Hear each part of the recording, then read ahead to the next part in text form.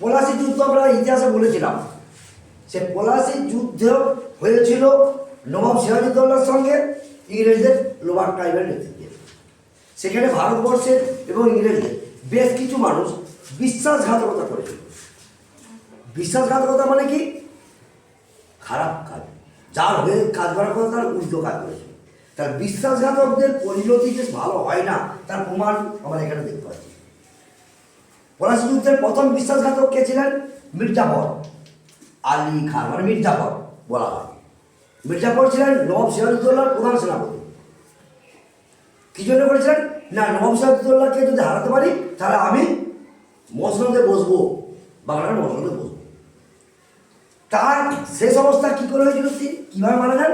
কুষ্ঠরোগ, হাতের এবং পায়ের এই আঙুলগুলো সব খসে পড়ে যায়। কিন্তু বিশ্বাসঘাতক, কুষ্ঠরোগে মারা গেছিলেন। দ্বিতীয়কে মির্জাফরের পুত্র, এরই ছিলেন মিরন। এই মিরন মানে বলা হয় যে নবাব সিরাজউদ্দৌলাকে হত্যা করার পেছনে মিরন হচ্ছে মূল অভিযুক্ত। মিরন কীভাবে মারা গিয়েছিল? রাস্তায় যাচ্ছিলেন, মাথায় হঠাৎ বজ্রপাত পড়ে, ব্যাস মারা গেল।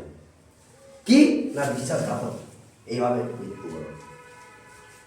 3 নম্বরে কে আছে? মোহাম্মদী বেগ।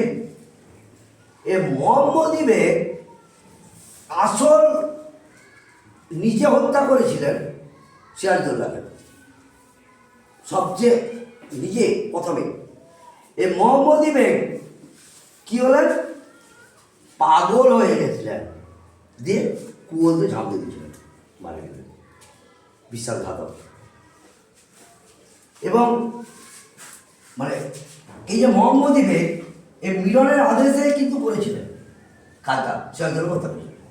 এবারে ঘসেটি বেগম, এই ঘসেটি বেগম সিরাজউদ্দৌলার নিজের আত্মীয়, মাসি খালা, মাসি খালা, তিনিও কিন্তু ষড়যন্ত্রের সঙ্গে যুক্ত ছিলেন।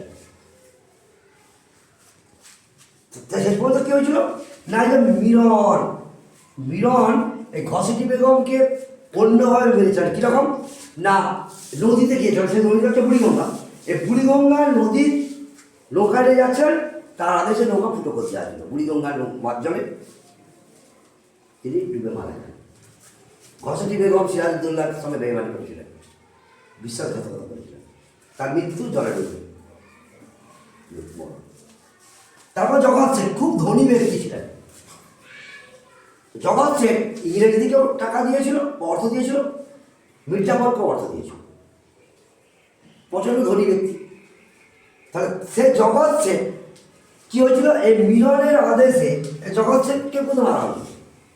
কীভাবে মারা হয়েছিল? দুর্গ ছাদ থেকে ঠেলে নদীতে ফেলে দেবে, দুর্গের ছাদ থেকে ঠেলে নদীতে ফেলে দেবে, মারা গেছে। কি বিশ্বাসঘাতক। তারপরে হচ্ছে উর্মিচাঁদ।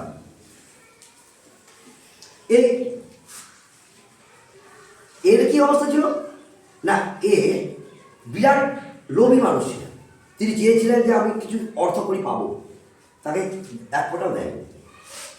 সেই দুঃখেতে পাগল হয়ে গেলেন, যেতে যেতে পুকুরে পড়ে গেছিল।